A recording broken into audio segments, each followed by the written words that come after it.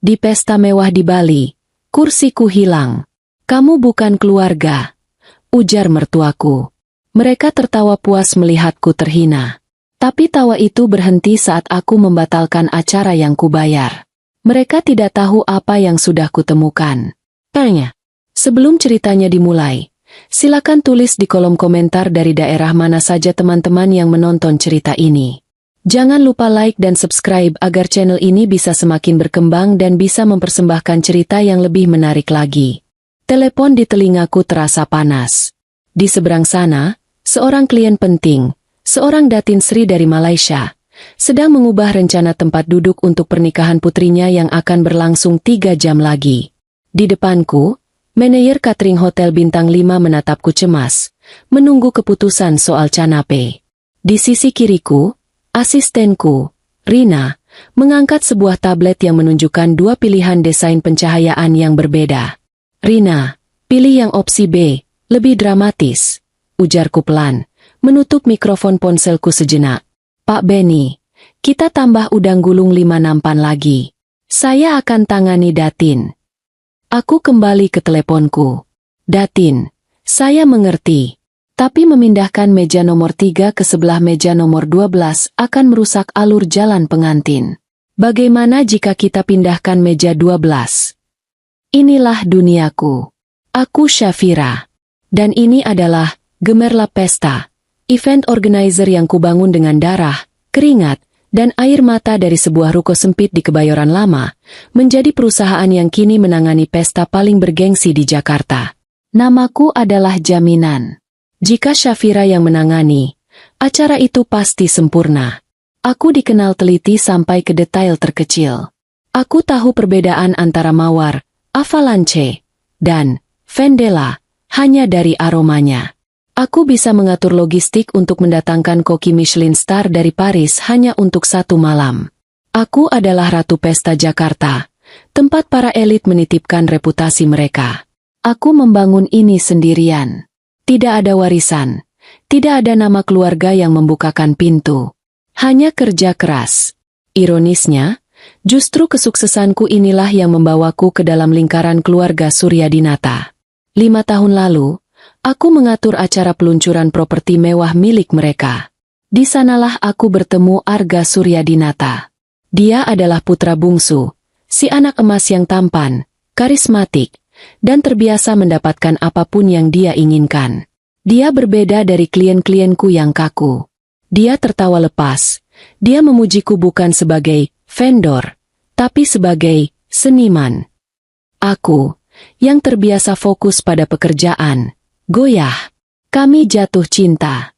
Atau setidaknya, aku pikir kami begitu. Pernikahan kami menjadi sorotan utama. Pemilik Kio biasa menaklukkan Pangeran Suryadinata. Media menyukainya. Tapi ada satu orang yang tidak. Rianti, Ibu Arga. Sejak hari pertama Arga memperkenalkanku padanya di rumah mereka yang megah di Menteng, aku tahu aku tidak diterima. Rianti menatapku dari atas ke bawah. Bukan tatapan marah, tapi tatapan menilai. Seolah-olah dia sedang memeriksa kualitas sepotong kain di pasar. Oh, jadi ini Syafira, katanya saat itu. Suaranya halus namun dingin. Dia tidak menyalamiku. Dia hanya memegang cangkir teh porselennya. Arga bilang kamu punya bisnis. Iyo, ya? Mengatur bunga dan taplak meja. Lucu sekali. 5 tahun berlalu. Dan, lucu sekali, itu masih terngiang di telingaku. Bagi Rianti, aku adalah anomali. Aku tidak berasal dari lingkaran mereka. Aku tidak bersekolah di Swiss. Nama belakang orang tuaku tidak tercantum dalam daftar tamu acara sosialita manapun. Aku adalah pekerja. Dan di mata Rianti, seorang Suryadinata tidak menikahi pekerja. Mereka menikahi pewaris. Aku hanyalah seseorang yang beruntung bisa masuk ke keluarga mereka, menempel pada kekayaan mereka. Padahal, kenyataannya seringkali terbalik. Sejak menikah, aku sadar bahwa Gemerlap Pesta seringkali menjadi penopang gaya hidup Arga. Arga tidak punya pekerjaan tetap. Dia mengawasi beberapa proyek keluarga yang artinya dia datang ke rapat, minum kopi mahal, lalu pergi bermain golf. Bisnisku, sebaliknya, sangat nyata dan sangat menguntungkan. Syafira, sayang, aku pakai kartumu ya untuk beli jam tangan, katanya suatu sore, sebulan lalu. Arga, jam tanganmu sudah ada selusin. Jawabku, lelah. Ini beda. Ini investasi. Lagi pula, kamu kan habis dapat proyek besar dari kedutaan. Anggap saja merayakan kesuksesanmu. Aku membiarkannya. Selalu begitu. Aku terlalu sibuk bekerja untuk berdebat. Aku sibuk membayar tagihan, mengurus ratusan karyawan, dan memastikan reputasiku tetap sempurna. Sementara Arga sibuk menjadi seorang Suryadinata. Malam itu, setelah acara Datin Sri selesai dengan sukses besar, aku pulang ke rumah kami. Rumah itu besar, mewah, dan dingin. Arga belum pulang. Seperti biasa, aku memeriksa ponselku. Tidak ada pesan darinya. Hanya ada satu pesan baru yang masuk beberapa menit lalu. Dari Rianti. Isinya singkat. Datang ke Menteng besok pagi. Jam 10. Jangan terlambat. Aku ada tugas untukmu. Aku menghela napas panjang. Tugas. Bukan permintaan. Rianti tidak pernah meminta. Dia selalu memerintah. Bahkan padaku, menantunya, dia berbicara seolah aku adalah salah satu stafnya. Aku tahu ini bukan sekadar obrolan pagi. Ini pasti sesuatu yang besar. Sesuatu yang akan menguras tenaga, waktu, dan mungkin kewarasanku. Aku menatap pantulan diriku di cermin besar di lorong. Wajah lelah seorang wanita sukses. Tapi di mata keluarga suamiku, aku masih gadis pengatur taplak meja yang beruntung. Aku memejamkan mata sejenak, menguatkan diri. Apapun yang Rianti inginkan besok, aku akan menanganinya. Seperti biasa, dengan profesional. Karena itulah aku, Syafira, sang ratu pesta. Aku bisa menangani apa saja. Setidaknya, itulah yang kupikirkan saat itu. Aku tidak tahu bahwa tugas ini bukanlah sekadar pesta. Ini adalah awal dari akhir segalanya. Pukul 10 pagi tepat, aku memarkir mobilku di depan rumah megah di Menteng. Udara Jakarta pagi itu sudah terasa gerah, tapi di dalam rumah Rianti, suhunya selalu dingin. Aku masuk. Rianti sudah duduk di ruang tamunya yang bergaya klasik Eropa, dikelilingi perabot kayu gelap dan lukisan-lukisan mahal. Dia sedang menyeruput teh dari cangkir porselennya. Dia tidak menatapku saat aku masuk. Dia sibuk mengagumi kukunya yang baru saja dimanikur. Kamu terlambat 2 menit, katanya, tanpa basa-basi. Maaf, Bu. Lalu lintas di Kuningan padat. Jawabku tenang. Aku sudah terbiasa. Alasan. Duduk. Aku duduk di sofa berlapis beludru di seberangnya, menjaga punggungku tetap tegak. Rianti meletakkan cangkirnya. Aku akan berulang tahun ke-60 dalam 3 bulan. Saya ingat, Bu. Selamat. Aku tidak butuh ucapanmu, potongnya. Aku butuh pestamu. Aku mau kamu yang mengaturnya. Aku sedikit terkejut. Rianti biasanya menggunakan jasa event organizer lain, yang berasal dari lingkaran mereka, hanya untuk memastikan aku tidak terlibat. Tentu, Bu. Ibu mau konsep seperti apa? Di Jakarta. Dia tertawa kecil. Tawa yang meremehkan. Jakarta? Membosankan. Aku mau di Bali. Di resort paling mewah di Nusa Dua. Aku mau ini menjadi pesta tahun ini. Semua orang penting akan diundang. Duta besar, menteri, kolega bisnis ayah Arga dari Singapura dan Hong Kong. Ini bukan sekadar pesta ulang tahun, Syafira. Ini penegasan status. Keluarga Suryadinata. Jantungku berdebar sedikit lebih cepat. Ini proyek besar. Sangat besar. Skalanya internasional. Saya mengerti, Bu. Nusa Dua. Resort apa yang ada di pikiran Ibu? Ada beberapa pilihan. Yang paling mahal. Yang punya rooftop menghadap laut. Aku mau orkestra. Aku mau koki Michelin. Aku mau semua tamu pulang dan membicarakan pesta ini selama setahun ke depan. Anggarannya tidak terbatas. Anggaran tidak terbatas. 3 kata ajaib dalam duniaku. Tapi diucapkan oleh Rianti, itu terdengar seperti ancaman. Kamu yang urus.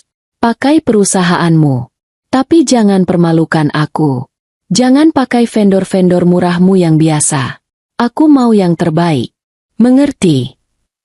Mengerti, Bu. Saya akan siapkan proposal dan mood board minggu depan. Aku tidak butuh proposal, katanya tajam. Aku sudah memberimu arahan. Kerjakan saja. Dia berdiri, menandakan pertemuan selesai. Aku bahkan belum ditawari minum. Oh, dan Syafira. Tambahnya saat aku berbalik di pintu. Iya, Bu. Arga bilang bisnismu sedang bagus. Buktikan. Aku keluar dari rumah itu dengan perasaan campur aduk.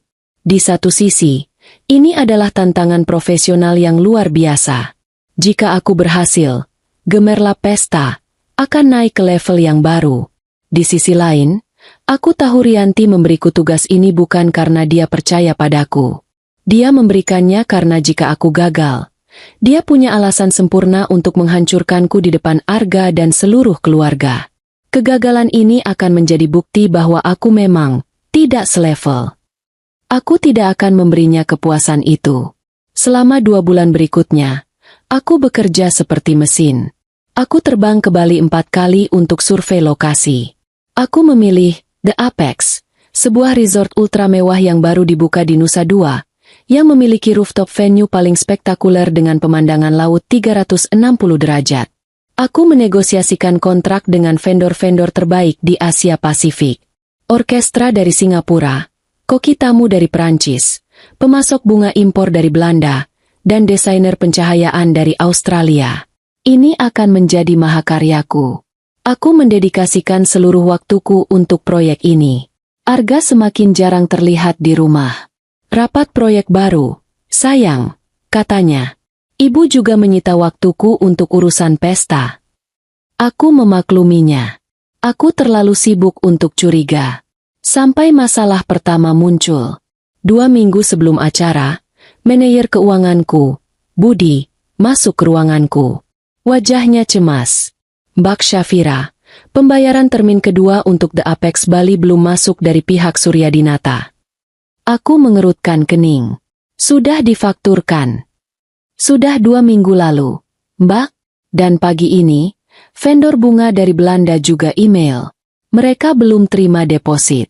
Mereka tidak akan mengirimkan bunga mawar, Ocean Song, pesanan kita jika tidak dibayar lusa. Aku merasakan firasat buruk. Aku segera menelepon bagian keuangan keluarga Suryadinata. Teleponku dialihkan ke voicemail. Aku mengirim email.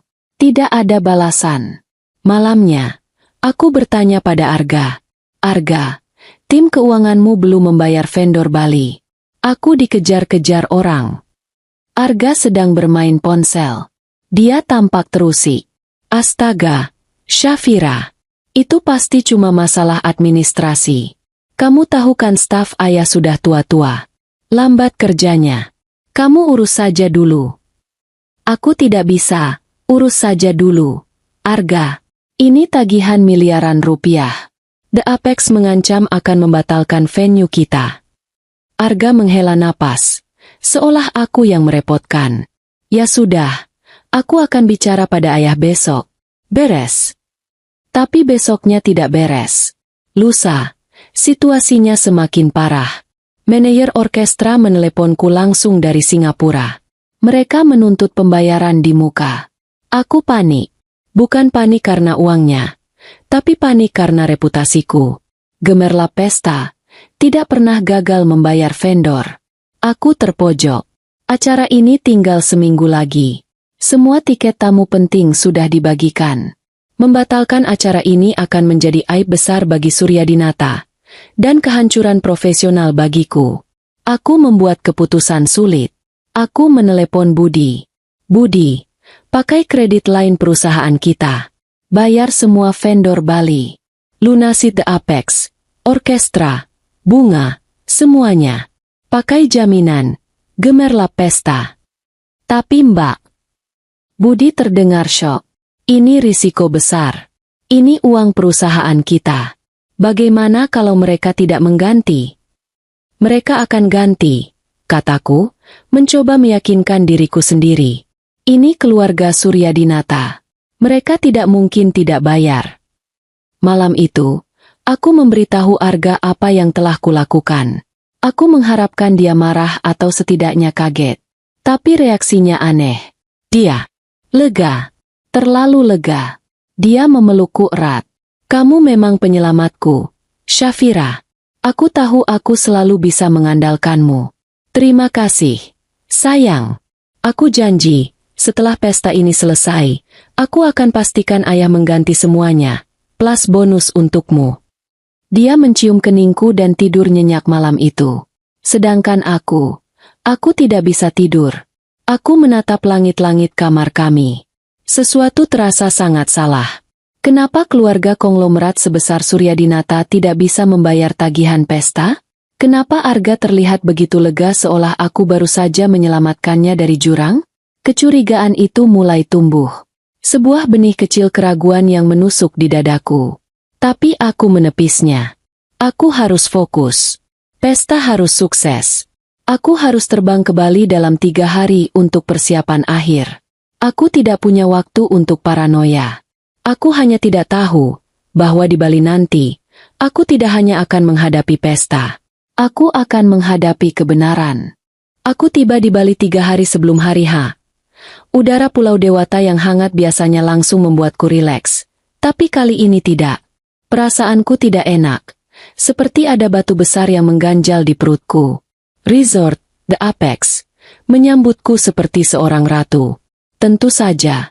Namaku tertera sebagai penjamin lunas di seluruh tagihan mereka. Ibu Syafira, selamat datang kembali. Suite Anda sudah kami siapkan. Pak Arga sudah menunggu di venue, kata manajer resort dengan senyum lebar. Aku langsung menuju rooftop. Pemandangannya persis seperti yang kubayangkan. Spektakuler. Laut biru Nusa Dua terhampar tak berbatas. Timku dari Gemerlap Pesta sudah bekerja. Memasang rangka untuk panggung orkestra dan struktur untuk instalasi bunga. Arga ada di sana, sedang tertawa dengan seorang desainer pencahayaan. Saat melihatku, senyumnya sedikit memudar sebelum akhirnya dia memelukku. Sayang, kamu sampai. Bagus, bagus. Lihat, keren kan? Ini akan jadi pesta gila, katanya. Tapi matanya tidak menatap mataku. Dia melirik ke ponsel di tangannya. Arga, aku harus bicara soal pembayaran, kataku pelan, menariknya ke sudut. Astaga, Syafira, baru sampai sudah bicara kerjaan. Tenang saja, semua sudah beres. Ayah sudah transfer. Kamu tinggal fokus bikin pesta ini sempurna, oke? Transfer kemana? Budi bilang rekening kita belum menerima apa-apa. Itu, transfer internasional, sayang. Butuh waktu. Kan dari Singapura. Sudah, jangan khawatir. Ayo, aku mau tunjukkan sesuatu di area kolam. Dia mengganti topi.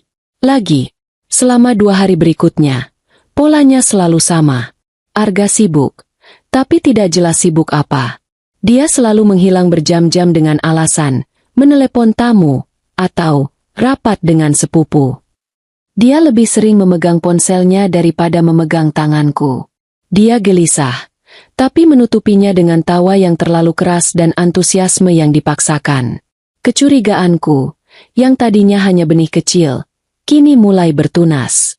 Aku tahu Arga berbohong, tapi aku tidak tahu seberapa besar kebohongannya. Malam itu, 1 hari sebelum pesta, adalah puncaknya. Kami kembali ke suite kami yang mewah setelah makan malam yang canggung dengan beberapa kerabat Arga yang sudah tiba. Aku lelah luar biasa. Aku hanya ingin mandi air panas dan tidur. Arga langsung masuk ke kamar mandi untuk mandi. Aku duduk di tepi tempat tidur, memijat pelipisku. Ponsel Arga tergeletak di meja nakas di sebelahku. Layarnya menyala. Sebuah notifikasi WhatsApp baru saja masuk. Aku biasanya tidak pernah Sungguh, tidak pernah menyentuh ponselnya. Aku menghargai privasi, tapi nama pengirimnya membuat darahku berhenti mengalir. Vania. Aku tahu nama itu. Tentu saja aku tahu. Vania. Cinta pertama Arga. Wanita yang diinginkan Rianti untuk menjadi menantunya. Wanita, selevel, yang selalu dibandingkan denganku secara halus dalam setiap pertemuan keluarga. Jantungku berdebar sangat kencang hingga terasa sakit. Tanganku gemetar. Aku tidak menyentuh ponselnya. Aku hanya membaca pratinjau pesan di layar kunci itu. Satu pesan. Aku nggak sabar ketemu di Bali. Sayang, apa kamu sudah bilang padanya? Ibu bilang semua beres. Bilang padanya. Padanya. Itu pasti aku. Bilang apa? Ibu bilang semua beres. Rianti. Beres. Suara air dari kamar mandi tiba-tiba terdengar memekakan telinga. Ruangan ber-AC itu mendadak terasa pengap. Semua beres. Apa yang beres? Kenapa Vania datang ke Bali? Perutku mual. Ini bukan sekadar kecurigaan.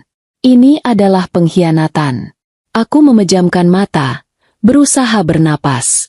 Jangan bereaksi. Jangan gegabah. Aku butuh lebih. Aku butuh bukti. Seorang Syafira tidak bertindak berdasarkan satu pesan WhatsApp. Arga keluar dari kamar mandi beberapa menit kemudian, mengenakan jubah mandi hotel. Aku lelah sekali, keluhnya, mengeringkan rambutnya dengan handuk. Rapat seharian bikin pusing. Rapat apa? Tanyaku. Suaraku berusaha kuatur setenang mungkin. Ah, biasa. Properti. Ayah memintaku mengurus beberapa hal. Membosankan. Aku tidur duluan ya, sayang. Dia bahkan tidak menatapku. Dia merebahkan diri di tempat tidur, memunggungiku, dan dalam 10 menit, aku bisa mendengar napasnya yang teratur. Dia tidur. Dia bisa tidur. Sementara aku, mataku terbuka lebar menatap langit-langit. Apa kamu sudah bilang padanya? Aku tidak bisa tidur. Pukul 2 pagi. Suara napas Arga yang tenang terdengar seperti penghinaan. Aku bangkit dari tempat tidur. Aku berjalan pelan ke area kerja di suite itu. Laptop Arga ada di sana. Di atas meja. Terbuka. Dia selalu ceroboh dengan gawai. Dia tidak pernah mengunci apa-apa. Dia terlalu terbiasa ada orang lain yang membereskan masalahnya. Tanganku tidak lagi gemetar. Aku merasa dingin. Aku duduk di kursi itu. Aku menggerakkan trackpad. Layarnya menyala. Dia sedang membuka emailnya. Aku tidak tahu apa yang kucari. Mungkin tiket pesawat atas nama Vania. Mungkin reservasi hotel. Tapi mataku tertuju pada sebuah folder di sidebar emailnya. Labelnya, penting, aset. Rasa penasaran profesional mengalahkan rasa sakit hatiku. Aset? Aku membuka folder itu. Isinya bukan tentang properti baru atau investasi yang menguntungkan. Isinya adalah kehancuran. Email-email antara Arga dan ayahnya, Bintara Suryadinata. Email-email ke beberapa bank besar di Jakarta dan Singapura. Kepada YTH. Bapak Restu, kami mohon perpanjangan waktu untuk pembayaran pokok utang yang jatuh tempo. Arga, kamu harus cairkan sisa dana di rekeningmu. Kita butuh untuk menutupi bunga pinjaman. Pak Bintara, dengan berat hati kami informasikan bahwa aset di Sentul harus kami sita jika tidak ada pembayaran dalam 7 hari. Aku terus menggulir. Puluhan email. Diskusi tentang penjualan rumah di Australia di bawah harga pasar. Surat dari pengacara yang membahas perlindungan aset dari kreditor. Napasku tercekat. Mereka bukan sekadar kesulitan keuangan. Mereka bangkrut. Keluarga Suryadinata, konglomerat yang dihormati itu, ternyata tinggal cangkangnya saja. Mereka telah menggadaikan segalanya. Dan pesta ini, pesta ulang tahun Rianti yang ke-60. Pesta miliaran rupiah yang sedang kubayar dengan uang perusahaanku, uang hasil kerja kerasku. Itu semua bohong. Ini bukan perayaan. Ini adalah fasad. Topeng terakhir. Pertunjukan putus asa untuk menjaga citra di depan para kolega bisnis dan investor, dengan harapan konyol bahwa penampilan kemewahan ini bisa menarik suntikan dana segar sebelum semuanya runtuh total. Dan aku adalah sponsornya yang bodoh. Aku adalah istri beruntung yang mereka manfaatkan untuk membiayai kebohongan terakhir mereka. Rasa mual itu kembali, lebih kuat. Aku berlari ke kamar mandi dan muntah. Semua kemewahan, semua pujian palsu, semua kebohongan Arga. Semuanya keluar. Aku membasuh wajahku. Aku menatap pantulanku di cermin. Mataku merah, tapi tatapanku tajam. Ini belum selesai. Jika mereka berbohong soal ini, kebohongan apa lagi yang mereka sembunyikan? Aku kembali ke laptop. Aku kembali ke laptop Arga. Tanganku kini stabil. Bukan lagi rasa sakit atau kaget yang kurasakan. Ini kemarahan. Kemarahan yang dingin dan terfokus. Jika mereka berbohong soal uang, mereka pasti berbohong soal Fania. Aku mengetik, Fania, di kolom pencarian email. Hasilnya langsung muncul. Bukan hanya satu. Ada puluhan. Email antara Arga dan Fania. Email antara Arga dan agen perjalanan. Benar saja. Sebuah tiket pesawat. Kelas bisnis. Jakarta ke Bali. Atas nama Fania Pramesti. Tanggal kedatangan. Besok pagi. Hari H pesta. Bukan hanya itu. Ada reservasi hotel. Di The Apex. Di hotel yang sama denganku. Sebuah ocean suite di lantai yang berbeda. Dibayar penuh. Tentu saja, email konfirmasi pembayaran itu tidak menggunakan kartu kredit Arga. Dia menggunakan kartu perusahaan. Perusahaanku. Arga menggunakan uang, gemerlap pesta, untuk membayar kamar selingkuhannya di hotel yang sama tempat istrinya sedang bekerja mati-matian untuk menyelamatkan reputasi keluarganya. Bahkan jika aku berhenti di sini, itu sudah cukup. Cukup untuk menceraikannya. Cukup untuk menuntutnya. Tapi aku tidak berhenti. Aku kembali ke folder. Penting. Aset. Tadi. Aku merasa ada yang kulewatkan. Mataku memindai daftar file. Ada satu subfolder yang tadi tidak terlalu kuperhatikan. Namanya. Pribadi. Arga. Aku membukanya. Hanya ada 3 file di dalamnya. Salah satunya membuat jantungku berhenti berdetak selama sedetik. Draft kesepakatan, AS. Arga Suryadinata. SW. Syafira Wiryawan. Inisial nama gadisku. Aku membukanya. Itu adalah draft dokumen perceraian. 16 halaman. Disiapkan oleh salah satu firma hukum termahal dan terkejam di Jakarta. Aku melihat tanggal di halaman pertama. Draft ini dibuat 3 minggu lalu. 3 minggu. Seminggu sebelum Rianti memanggilku ke Menteng dan menugasiku untuk mengatur pesta ini. Mereka sudah merencanakan ini. Mereka tahu mereka akan menceraikanku. Bahkan sebelum mereka memintaku membayar pesta mereka. Aku membaca sekilas poin-poinnya. Pembagian harta. Aku tidak mendapatkan apa-apa dari aset keluarga Suryadinata. Tentu saja. Dan untuk gemerlap pesta, mereka bahkan mencoba mengklaim sebagian sahamnya sebagai aset bersama yang dikembangkan selama pernikahan. Kepalaku pening. Ini bukan sekadar perceraian. Ini adalah perampokan yang terencana. Dan kemudian, aku melihat file terakhir di folder itu. File yang akan mengubah segalanya. Namanya sederhana. Poin pidato, Pesta R. Pesta R Pesta Rianti. Aku pikir itu mungkin draft pidato selamat datang Arga untuk ibunya. Aku salah. Aku membukanya. Itu bukan pidato selamat datang. Itu adalah sebuah naskah. Naskah penghinaanku. Itu adalah poin-poin yang disiapkan Rianti untuk Arga. Untuk diucapkan di puncak acara. Setelah kue ulang tahun dipotong. Setelah semua tamu penting hadir. Setelah aku, Sangyo, memastikan semuanya sempurna. Aku membacanya, kata demi kata. Mulai dengan ucapan terima kasih kepada tamu. Ucapan khusus untuk Ibu, Rianti. Sebut dia, inspirasi. Transisi halus ke Pengumuman pribadi yang penting. Poin utama, ucapkan dengan nada berat hati, tapi tegar. Di malam yang spesial ini, dikelilingi keluarga dan sahabat, ada satu hal yang perlu saya sampaikan. Saya dan Syafira telah memutuskan untuk menempuh jalan kami masing-masing. Ini adalah keputusan yang sangat berat, yang kami ambil bersama-sama setelah pemikiran panjang. Syafira adalah wanita yang hebat, seorang pekerja keras yang dedikasinya pada karir sangat saya kagumi. Di sini ada catatan kecil di Marin, tulisan Rianti yang kukenali, tekankan kata, karir. Namun, kami menyadari visi kami untuk masa depan tidak lagi sejalan. Dia merasa tidak bisa beradaptasi dengan tuntutan dan tanggung jawab sebagai seorang Suryadinata. Dia ingin fokus penuh pada bisnisnya. Lagi, catatan, pastikan kamu terlihat sebagai korban yang suportif. Kami akan tetap berteman baik dan meminta doa restu dari semua. Tutup. Peluk ibu. Fania akan bergabung dengan keluarga setelah pidato. Aku membacanya sekali lagi. Lalu sekali lagi. Semuanya terpasang di tempatnya.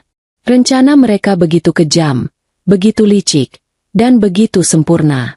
Mereka akan menggunakanku. Menggunakan keahlianku, reputasiku, dan uangku untuk mengadakan satu pertunjukan terakhir demi menyelamatkan muka mereka. Dan setelah pertunjukan selesai, mereka akan membuangku. Di depan semua orang. Di depan kolega, klien, dan seluruh elit Jakarta. Mereka akan menceraikanku secara publik, dan memutarnya seolah-olah itu adalah kesalahanku.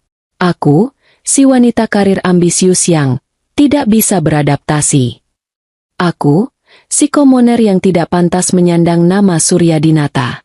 Rianti akan mendapatkan apa yang dia inginkan, menyingkirkanku. Arga akan mendapatkan apa yang dia inginkan, Fania, dan Citra sebagai suami baik hati yang ditinggalkan. Dan aku akan ditinggalkan dengan malu, reputasi profesional yang mungkin hancur, dan yang paling penting, tagihan miliaran rupiah untuk pesta perceraianku sendiri. Aku tidak menangis. Anehnya, tidak ada air mata. Yang ada hanyalah rasa dingin yang membekukan. Kemarahan yang begitu murni dan tajam hingga rasanya seperti bilah es di dalam dadaku. Mereka salah menilaiku. Mereka pikir aku hanya gadis pengatur taplak meja. Mereka pikir aku akan hancur dan menangis. Aku meraih ponselku. Dengan tangan yang kini sangat stabil, aku mulai bekerja. Aku memotret setiap layar. Email tentang kebangkrutan. Email tentang utang bank. Email tiket pesawat dan reservasi hotel Fania. Seluruh draft dokumen perceraian yang berisi klaim mereka atas perusahaanku.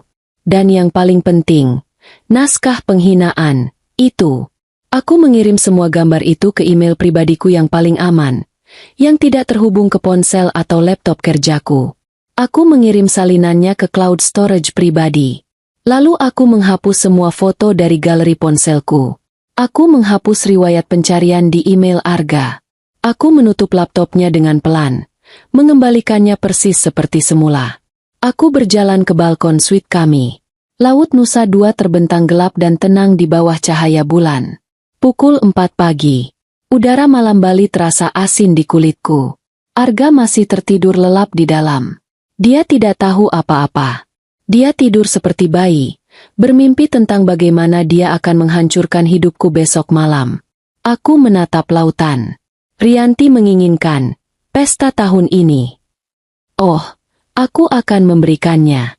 Aku akan memberinya pesta yang tidak akan pernah dilupakan oleh siapapun yang hadir. Pertunjukan akan tetap berlangsung. Dekorasi akan sempurna. Orkestra akan bermain dengan indah.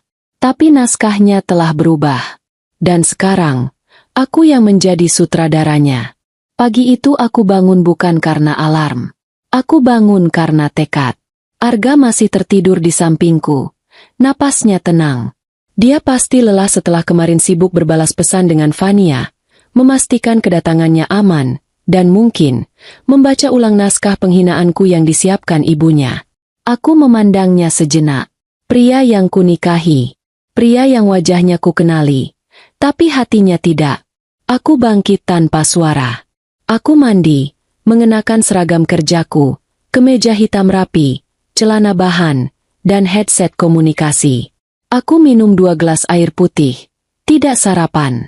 Perutku tidak bisa menerima apa-apa. Ada api dingin di dalamnya.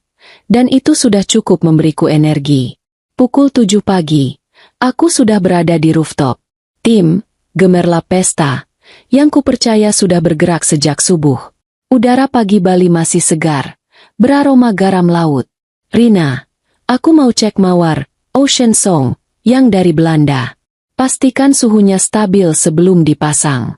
Jangan sampai ada yang layu sebelum acara. Kataku lewat headset. Lili putih dan tubrose untuk meja tamu bagaimana, Bu? Semprot dengan air mineral setiap jam. Aku tidak mau ada aroma yang pudar. Aku mau tamu bisa mencium wangi bunga segar, bukan wangi kolon, ujarku. Selama 12 jam berikutnya, aku adalah mesin. Aku bukan Syafira sang istri. Aku adalah Syafira sang pemilik, gemerlap pesta. Aku memeriksa setiap detail. Aku berdiri di dapur banquet, mencicipi konsome jamur yang akan menjadi hidangan pembuka. Terlalu asin, kataku pada koki eksekutif Prancis yang kami datangkan.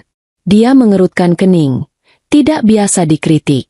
Aku mengambil sendok baru. Cicipi. Garamnya menutupi aroma truflenya. Buat ulang. Aku akan kembali dalam 1 jam. Aku memeriksa sound system bersama orkestra dari Singapura.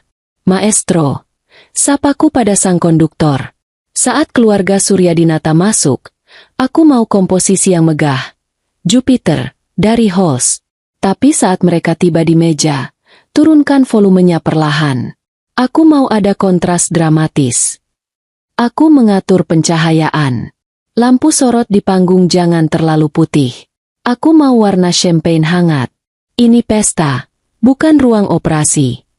Setiap detail, setiap sendok garpu, setiap kelopak bunga, setiap not musik, aku periksa dengan ketelitian seorang jenderal yang bersiap perang.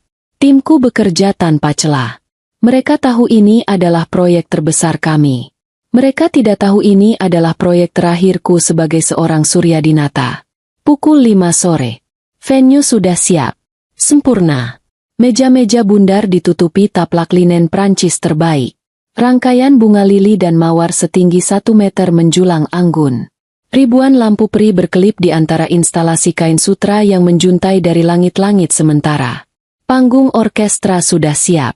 Dan di tengah, meja utama. Meja bundar paling megah untuk 12 orang. Ah, ya. 12. Rina sempat bertanya padaku pagi tadi. Bu, daftar tamu dari keluarga inti Suryadinata totalnya 13, termasuk ibu dan Pak Arga. Tapi layout dari Bu Rianti yang baru masuk semalam hanya minta 12 kursi di meja utama. Apa ada yang salah? Aku tersenyum pada Rina. Tidak, Rin. Tidak salah. Ikuti saja layout dari Bu Rianti. Beliau pasti punya alasan. Rina tampak bingung tapi mengangguk. Dia sudah terbiasa dengan permintaan aneh klien super kaya. Pukul 6 sore. Aku kembali ke suite. Arga sedang bersiul sambil memakai dasi. Dia tampak bersemangat. Tentu saja. Ini malam pertunjukannya. Wow, sayang. Katanya saat melihatku. Kamu seharian di mana? Aku cari-cari. Pestanya pasti hebat, ya? Pasti, jawabku singkat. Aku mau mandi. Aku mengunci pintu kamar mandi. Aku berdiri di bawah pancuran air panas selama 10 menit. Aku tidak memikirkan apa-apa. Aku hanya mengosongkan pikiranku. Lalu aku bersiap. Aku sudah menyiapkan gaun ini secara khusus. Aku tidak memakai gaun pesta yang biasa. Aku memilih gaun custom dari desainer favoritku. Gaun satin silk berwarna hijau emerald pekat. Warnanya memancarkan kemewahan. Warna uang, sekaligus warna racun. Potongannya sederhana tapi tegas. Memeluk tubuhku dengan sempurna, dengan punggung terbuka. Aku menata rambutku sendiri, menyanggulnya dengan rapi dan elegan. Aku memakai riasan wajah yang kuat. Mata smoky yang tajam dan lipstik merah tua. Perhiasan yang kupakai hanya satu, anting berlian pemberian ayahku almarhum, satu-satunya warisan berharga darinya. Aku tidak memakai satupun perhiasan dari Arga atau keluarga Suryadinata. Saat aku keluar dari kamar mandi, Arga terdiam. Dia menatapku dari atas ke bawah. "Syafira, kamu cantik sekali," katanya. Ada nada aneh dalam suaranya. Mungkin sedikit gugup. "Terima kasih," kataku. "Kamu juga tampan. Naskahmu sudah hafal." Dia tertawa, tapi terdengar gugup. "Naskah apa? Pidato untuk ibu?" "Ah, tentu saja. Santai saja." Dia tidak tahu bahwa aku tahu. Kami berjalan keluar dari suite. Di lobi, kami bertemu dengan seluruh keluarga Suryadinata. Rianti, ayahnya Arga, Bintara, kedua kakak Arga beserta pasangan mereka, dan beberapa paman bibi inti. Total, 12 orang, termasuk Arga. Aku yang ke-13. Rianti tampak seperti ratu. Dia memakai gaun sekuin emas yang sedikit terlalu berkilau untuk usianya, dan kalung berlian yang harganya mungkin bisa menutupi sebagian kecil utang mereka. Dia melihatku. Matanya menyipit sepersekian detik. Dia tidak suka gaunku. Terlalu mencolok. Terlalu kuat. Aku menggeser posisinya sebagai bintang utama malam ini. "Syafira," sapanya dingin. "Akhirnya kamu ganti baju juga. Saya kira kamu akan pakai seragam EOmu ke pesta saya."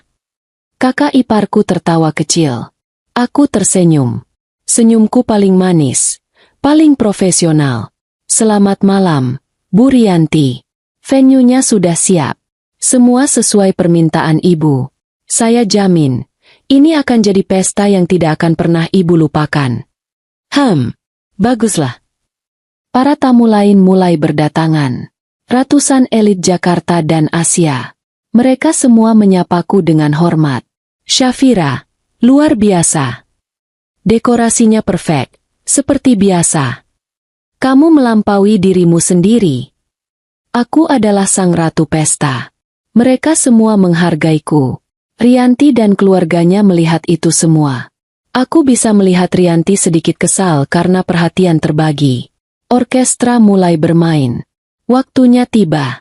Manajer venue memberi isyarat padaku. "Bu Rianti, Pak Bintara, keluarga sekalian, meja utama sudah siap. Silakan," kataku dengan suara yang jelas. Rianti mengangkat dagunya. Dia memimpin rombongan. Bagaikan kawanan singa yang berjalan menuju mangsanya. Arga berjalan di samping ibunya. Aku, sesuai rencanaku, aku berjalan di barisan paling belakang. Menjaga jarak, menikmati pemandangan. Mereka semua berjalan dengan senyum palsu, melambai pada tamu, menikmati kemewahan yang kubayar.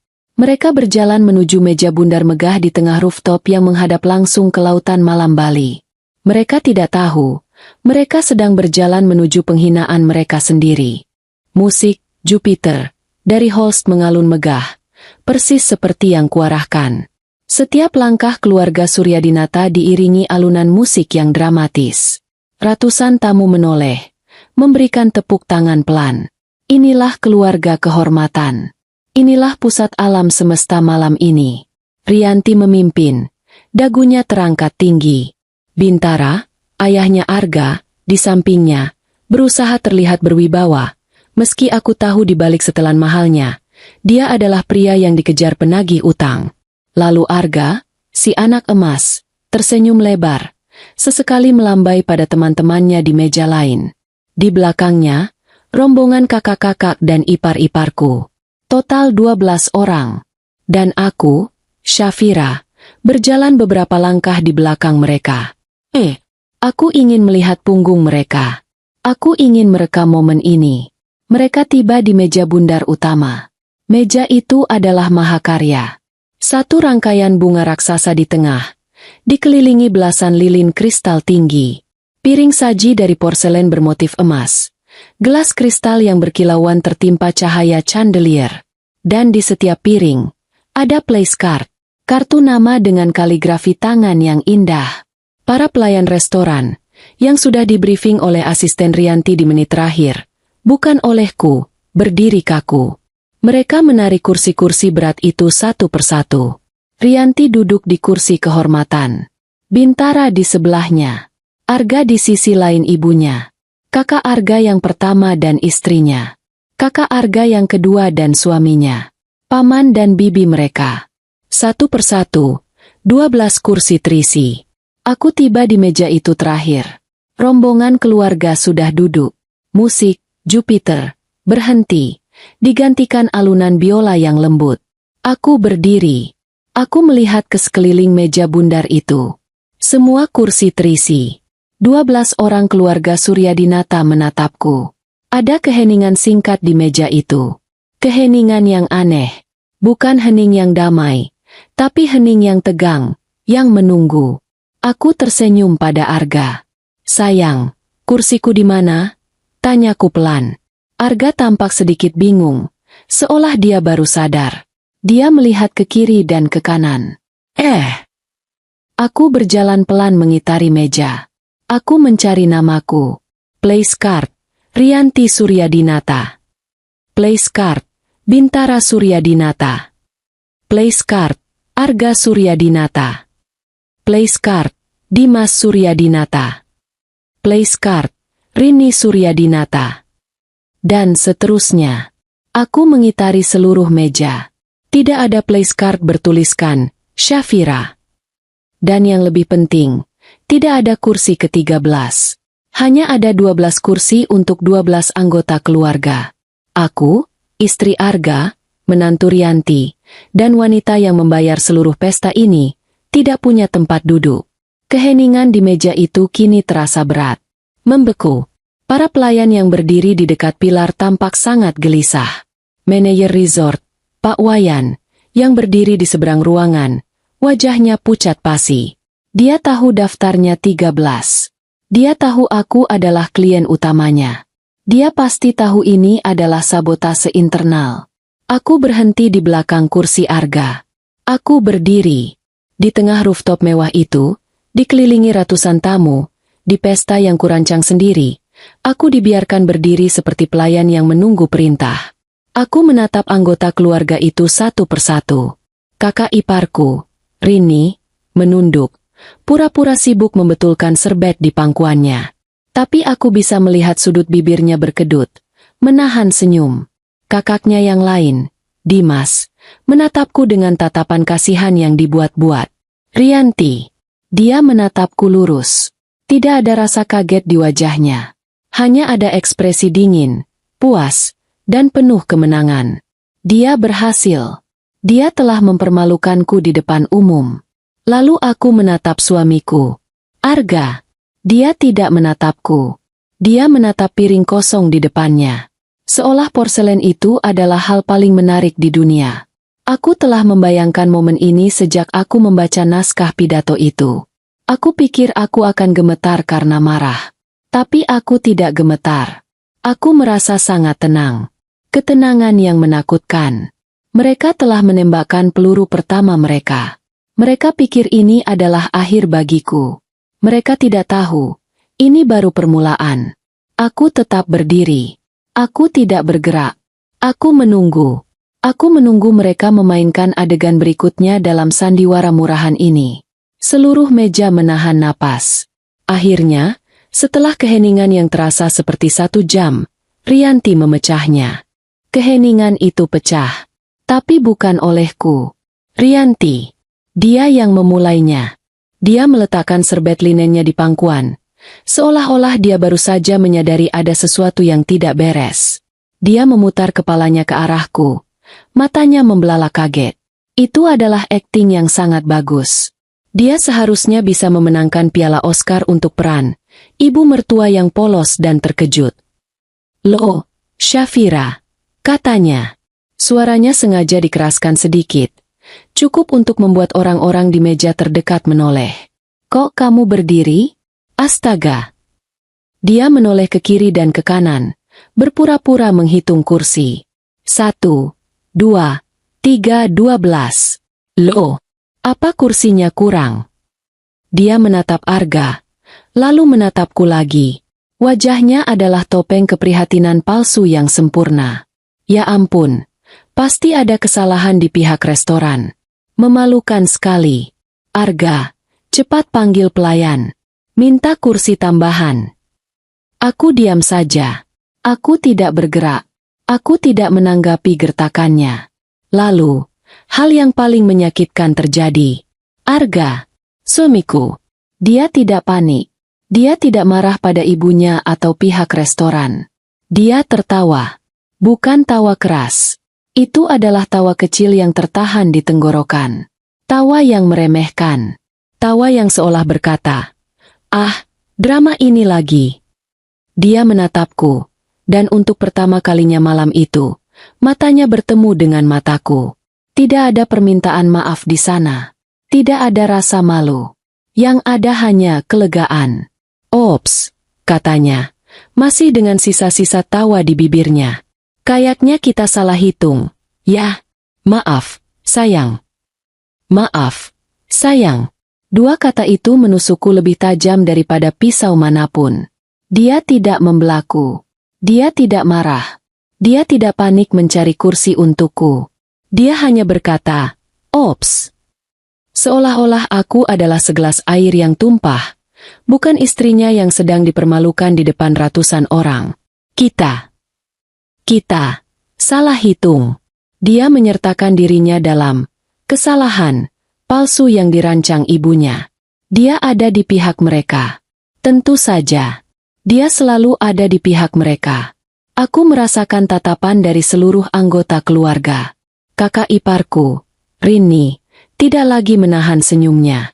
Dia sekarang tersenyum secara terbuka, menikmati pemandangan itu. Dimas, kakaknya yang lain, menggelengkan kepala dengan ekspresi, "Kasihan sekali kamu, yang dibuat-buat." Bintara, sang ayah, hanya menatap piringnya, seolah-olah dia sedang mempelajari pola emas di porselen itu. Dia seorang pengecut, sama seperti putranya. Mereka semua menikmati ini. Mereka menikmati penghinaanku. Ini adalah hukuman publik karena aku, si gadis biasa, berani-beraninya masuk ke lingkaran emas mereka. "Pak Wayan." Rianti memanggil manajer resort dengan suara melengking. "Ini bagaimana? Tamuku satu tidak dapat kursi. Ambilkan kursi dari meja lain. Cepat." Ini adalah paku terakhir di peti matiku. Tamuku. Dia bahkan tidak menyebutku, menantuku. Aku hanyalah tamu. Dan dia menyuruh mereka mengambilkan kursi acak.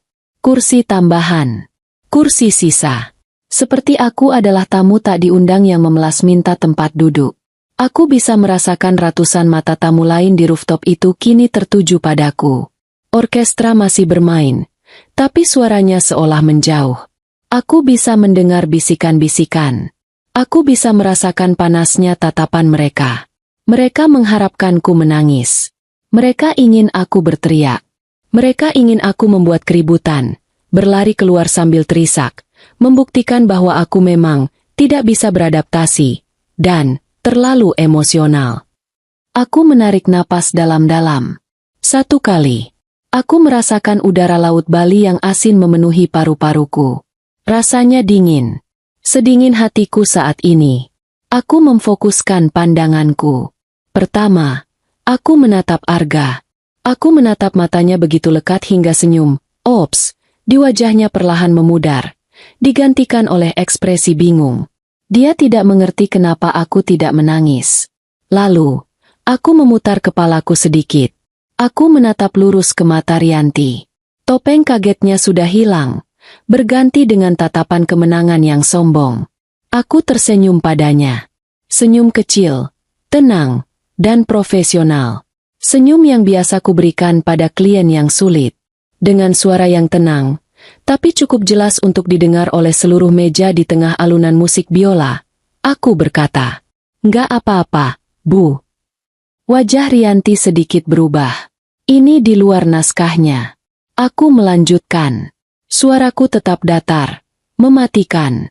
Sepertinya, aku memang bukan keluarga. Hening.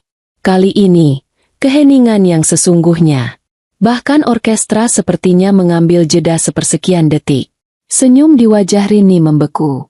Tawa Arga mati total. Mata Rianti menyipit. Kemenangannya baru saja direnggut. Aku tidak menuduh. Aku tidak bertanya. Aku hanya menyatakan fakta. Aku mengkonfirmasi penghinaan mereka. Aku menerimanya.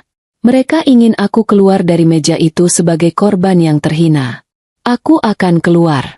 Tapi bukan sebagai korban. Aku adalah Gemerlap Pesta. Aku adalah Syafira. Dan aku tidak akan berdiri di pesta yang kubayar hanya untuk dipermalukan. Aku mengambil satu langkah mundur. Selamat menikmati pestanya, kataku pada meja itu. Lalu, aku berbalik. Aku berbalik dan berjalan. Aku tidak berlari. Aku tidak berjalan terburu-buru. Aku berjalan dengan langkah yang sama terukurnya seperti saat aku memeriksa venue pagi tadi. Punggungku tegak lurus. Dagu terangkat. Gaun emerald green sutraku menyapu lantai marmer dengan anggun. Aku bisa merasakan setiap mata di rooftop itu menusuk punggungku. Aku bisa mendengar bisikan-bisikan yang kini tak lagi tertahan. Itu Syafira, kan? Dia pergi. Apa yang terjadi di meja utama? Dia tidak terlihat marah, dia terlihat.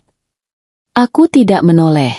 Aku terus berjalan. Melewati barisan meja-meja tamu yang menatapku dengan bingung, melewati orkestra yang baru saja memulai komposisi baru, berjalan lurus menuju pintu keluar rooftop. Aku mendengar satu suara memanggilku. Syafira. Itu suara Arga. Suaranya terdengar panik. Aku tidak berhenti. Aku tidak melambat. Aku mengabaikannya. Tentu saja dia panik. Sang sponsor utama baru saja pergi. Aku masuk ke dalam lift kaca yang mewah, menekan tombol L untuk lobi. Saat pintu lift tertutup, aku bisa melihat pantulan rooftop yang gemerlap di belakangku. Pesta itu sempurna, dan aku baru saja meninggalkannya. Lift turun dalam keheningan. Aku menatap pantulan diriku di kaca. Wanita dengan gaun hijau, lipstik merah, dan mata yang berkilat dingin. Tidak ada air mata. Tidak ada penyesalan. Pintu lift terbuka di lobi utama. Suara gamelan yang menenangkan memenuhi ruangan. Berbeda sekali dengan musik orkestra yang dramatis di lantai atas. Lobi itu luas, dipenuhi karya seni Bali, dan beberapa tamu sedang check-in atau bersantai di sofa. Aku tidak pergi ke kamarku. Aku tidak akan bersembunyi. Aku berjalan ke salah satu area duduk yang paling mewah di sudut lobi. Sebuah sofa beludru berwarna krem yang nyaman, terlindung di balik pot-pot palem besar. Aku duduk. Aku meletakkan clutch tasku di sampingku. Aku mengeluarkannya. Ponselku. Aku menatap layar sejenak. Aku menarik napas. Ini bukan lagi urusan hati. Ini bisnis. Ini adalah pengendalian kerusakan untuk Gemerlap Pesta. Aku membuka kontakku. Panggilan pertama. Pak Wayan. Meneer Resort. Telepon berdering 2 kali. Dia pasti masih di atas. Panik karena aku pergi. Halo? Bu Syafira? Ibu di mana? Ada masalah apa? Bapak Arga mencari ibu. Suaranya terdengar panik di seberang sana. Pak Wayan, kataku. Suaraku tenang dan dingin. Saya Syafira dari Gemerlap Pesta. Dengarkan saya baik-baik. Keheningan. Mulai detik ini, jam 9 malam lewat 15 menit, seluruh jaminan finansial, seluruh kredit lain, dan semua pembayaran di muka yang diberikan oleh PT Gemerlap Pesta Utama untuk acara keluarga Suryadinata, saya tarik kembali. Apa? Tapi, Bu. Dia tergagap. Pestanya sedang berlangsung. Hidangan utama akan keluar. Saya tahu. Kataku. Dan mulai detik ini pula, seluruh tagihan untuk pesta malam ini, venue, catering, orkestra, bunga, minuman, semuanya, menjadi tanggung jawab pribadi dari Bapak Bintara Suryadinata dan Ibu Rianti Suryadinata. Bukan lagi perusahaan saya. Tapi, Bu Syafira, kami tidak bisa kontraknya dengan Ibu. Kontrak saya dengan Anda didasari oleh itikat baik, Pak Wayan. Dan keluarga Suryadinata baru saja menunjukkan itikat buruk mereka secara publik. Mereka telah melakukan one prestasi. Aku berbohong sedikit soal istilah hukum, tapi itu terdengar meyakinkan.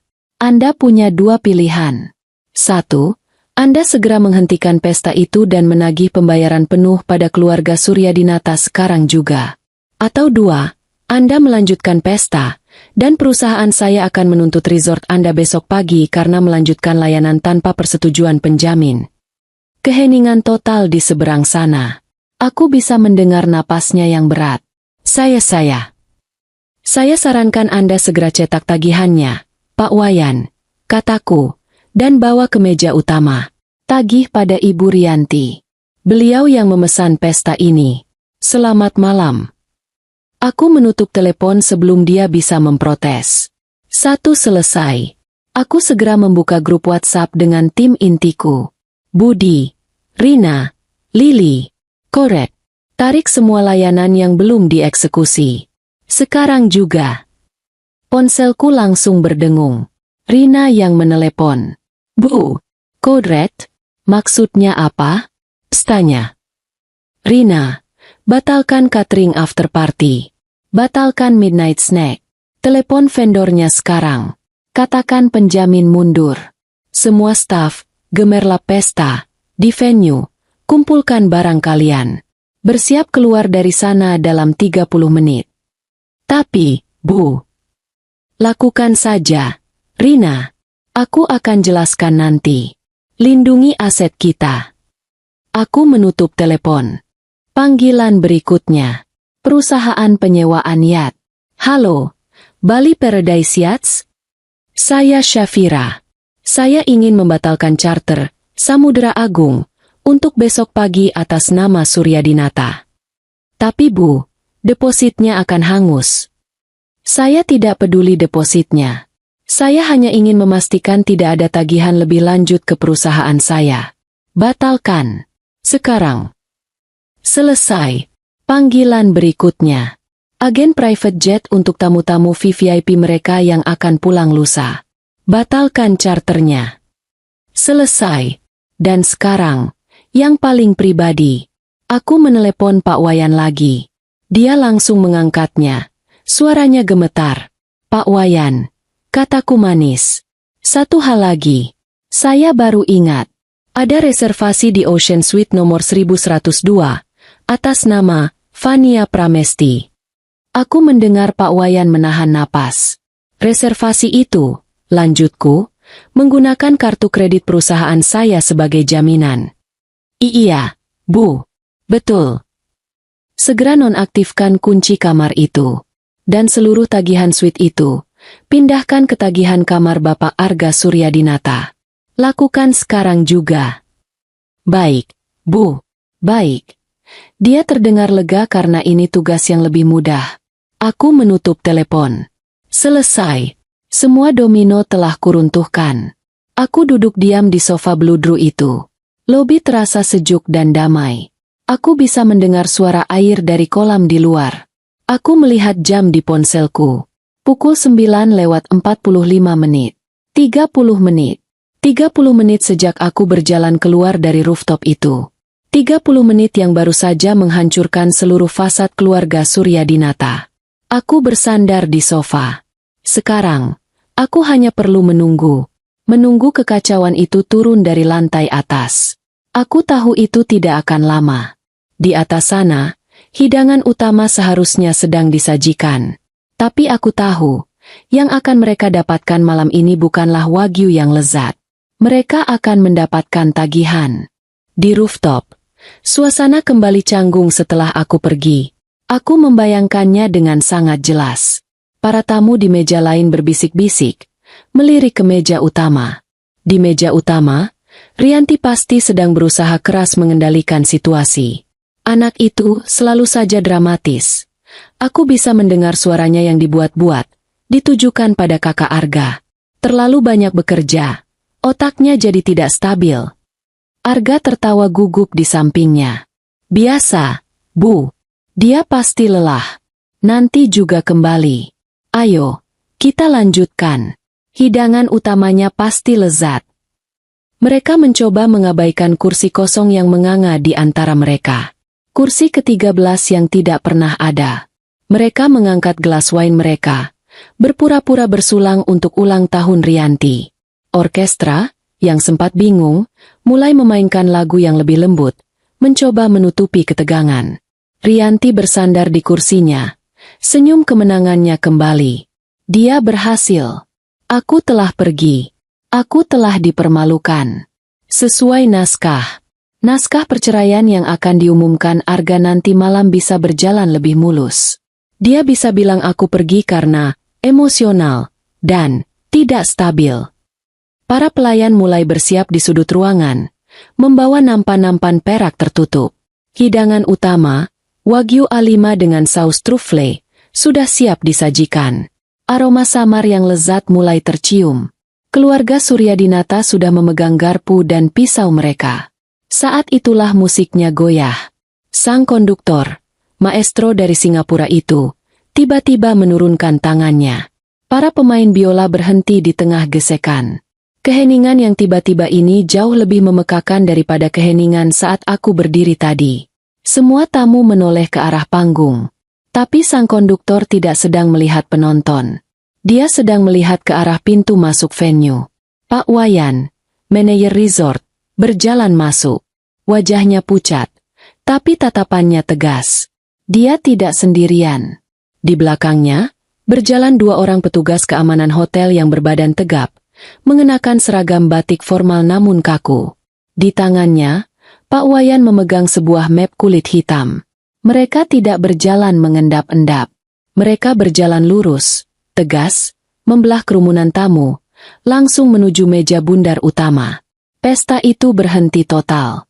Seluruh rooftop hening. Rianti adalah yang pertama bereaksi. Wajahnya mengeras. Pak Wayan, apa-apaan ini? Kamu mengganggu pesta saya. Dan kenapa kamu bawa keamanan? Ada apa ini? Suaranya tajam dan menghina. Pak Wayan berhenti tepat di samping kursi Rianti. Dia membungkuk sedikit. Sangat formal. Selamat malam, Bu Rianti. Maaf mengganggu perayaan Ibu. Suaranya tenang, tapi diperkuat oleh mikrofon kecil di kerahnya, yang biasa dia pakai untuk komunikasi staf. Seluruh meja bisa mendengarnya dengan jelas. Ada masalah darurat yang harus segera diselesaikan. Masalah apa yang lebih penting dari ulang tahun saya? Bentak Rianti. Masalah pembayaran, Bu. Jawab Pak Wayan. Suaranya tetap datar. Dia membuka map kulit itu. Dia mengeluarkan selembar kertas tebal yang panjang. Sebuah tagihan. Penjamin finansial untuk acara ini, PT Gemerlap Pesta Utama, atas nama Ibu Syafira Wiryawan, telah secara resmi menarik seluruh jaminannya dari acara ini, efektif 30 menit yang lalu. Wajah Rianti berubah dari marah menjadi bingung. Apa maksudmu? Omong kosong apa ini? Artinya, Bu, lanjut Pak Wayan. Seluruh tagihan untuk malam ini, termasuk venue, catering untuk 300 tamu, minuman, orkestra, dan bunga impor. Dia berhenti sejenak, ditambah dengan biaya pembatalan penuh untuk charter yacht, Samudra Agung, besok pagi, pembatalan private jet untuk tamu VVIP Ibu Lusa, dan seluruh blok kamar VVIP yang dipesan atas nama Suryadinata seluruhnya jatuh tempo. Saat ini juga. Dia meletakkan tagihan itu di atas meja, tepat di depan piring Rianti. Di atas place card emasnya. Totalnya, Bu, kata Pak Wayan, suaranya terdengar jelas di keheningan rooftop itu. 11.427 juta rupiah. Wajah Bintara, ayah Arga, yang sedari tadi diam, berubah menjadi abu-abu. Dia terbatuk. Rianti menatap angka itu. Matanya membelalak. 11, kamu gila. Ini penipuan. Panggil Syafira. Dia yang mengurus ini. Ibu Syafira yang menginstruksikan kami untuk menagih langsung pada Ibu sebagai pemesan acara, kata Pak Wayan. Kami mohon pembayarannya dilunasi sekarang, Bu. Tunai, atau dengan kartu kredit yang valid. Jika tidak, dengan sangat menyesal, kami harus menghentikan semua pelayanan, termasuk pesta ini. Hening. Menghentikan pesta. Penghinaan total. Kurang ajar, desis Rianti. Wajahnya merah padam. Dia tidak pernah dipermalukan seperti ini. Kamu tidak tahu siapa kami? Kami Suryadinata. Kami tahu, Bu. Karena itu kami harus tegas dengan prosedur, kata Pak Wayan. Arga, bentak Rianti pada putranya. Bayar. Pakai kartumu. Bayar orang ini dan usir dia. Arga, yang sedari tadi membeku, tersentak. Wajahnya pucat pasi. Iya, Bu. Dia merogoh saku jasnya, mengeluarkan dompet kulit buayanya. Dia mengeluarkan kartu kredit platinumnya. Ini, katanya pada Pak Wayan, mencoba terlihat berwibawa, tapi tangannya sedikit gemetar. Pak Wayan tidak mengambil kartunya. Dia memberi isyarat pada salah satu staf di belakangnya, yang membawa mesin EDC nirkabel. Staf itu menggesek kartu Arga. Menunggu. Lalu bip-bip-bip. Lampu merah kecil menyala. Staf itu menatap Pak Wayan. Pak Wayan menatap Arga. Maaf, Pak Arga. Kartunya ditolak. Dana tidak mencukupi. Mata Arga terbelalak ngeri. Coba lagi. Pasti salah gesek. Staf itu menggeseknya lagi. Hasil yang sama. Ditolak. Pakai kartumu yang lain. Desis Rianti. Suaranya bergetar karena panik. Itu satu-satunya yang limitnya besar. Bisik Arga. Keringat mulai membanjiri pelipisnya. Para tamu di meja lain kini tidak lagi berbisik. Mereka menonton. Ini adalah tontonan yang lebih seru daripada kembang api manapun. Keluarga konglomerat Suryadinata tidak bisa membayar tagihan pesta mereka sendiri. Bintara. Rianti beralih ke suaminya. Pakai kartumu. Bintara, pria yang biasanya terlihat tenang itu, kini tampak seperti akan pingsan. Dia mengeluarkan kartunya. Ditolak. Dia mencoba kartu lain. Ditolak. Kakak Arga, Dimas, mencoba kartunya. Ditolak. Satu persatu. Kartu kredit kebanggaan keluarga Suryadinata ditolak di depan umum. Mereka bangkrut. Dan kini, semua orang tahu. Saat itulah ponsel Arga berdering. Suaranya memecah keheningan yang menyiksa itu. Arga melihat layarnya. Wajahnya berubah dari pucat pasi menjadi putih seperti kapur. Fania. Dia melompat dari kursinya. Panik. Halo. Dia berjalan sempoyongan menjauh dari meja, tidak tahu bahwa di keheningan itu, suaranya yang panik terdengar jelas. Apa? Tidak bisa masuk. Fania, kamu di mana? Di lobi? Bagaimana mungkin kuncinya tidak berfungsi? Apa maksudmu tagihannya dipindah ke kamarku? Arga membeku. Dia menoleh pelan ke arah pintu keluar rooftop. Dia akhirnya mengerti. Ini bukan kecelakaan. Ini bukan drama emosional. Ini adalah eksekusi. Syafira tahu. Dia tahu segalanya. Dia tahu soal Fania. Dia tahu soal uang. Dan dia baru saja menarik pelatuknya. Di meja, Rianti gemetar. Bukan lagi karena marah. Tapi karena ketakutan. Wajahnya yang tadi angkuh kini kuyu dan pucat. Dia menatap tagihan 11 miliar itu. Dia menatap tamu-tamunya yang menatapnya dengan campuran rasa kasihan dan jijik. Dia menatap pelayan yang berdiri diam dengan hidangan utama yang tidak akan pernah disajikan. Pesta tahun ini. Penegasan status. Semuanya hancur dalam 30 menit. Kekacauan di meja utama mencapai puncaknya. Rianti terisak pelan. Bukan isak tangis kesedihan, tapi isak tangis frustrasi dan malu yang tertahan. Bintara. Lakukan sesuatu, lakukan sesuatu. Bintara hanya bisa memegangi dadanya. Napasnya tersengal. Arga masih berdiri terpaku di dekat pilar.